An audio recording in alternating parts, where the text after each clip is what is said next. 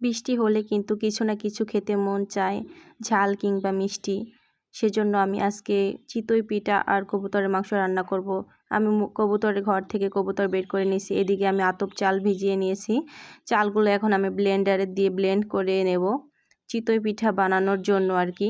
আমার ব্লেন্ড করা হয়ে গেছে চালগুলো। এদিকে কবুতরের মাংসগুলো কেটে ধুয়ে পরিষ্কার করে নিয়েছি।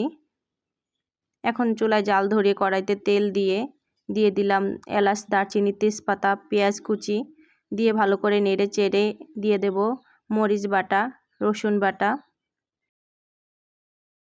জিরার গুঁড়া, লবণ, হলুদ, সামান্য পানি দিয়ে মশলাটা ভালো করে কষিয়ে তারপরে আমি মাংসগুলো দিয়ে মশলার সাথে মাংসটা কষিয়ে ঝোলের পানি দিয়ে আমি মাংসটা রান্না করে নেব। এদিকে আমি পিঠা তৈরি করার জন্য আটাটাও কিন্তু আমার তৈরি হয়ে গেছে। এখন আমি একে একে সবগুলো পিঠা বানিয়ে নেব।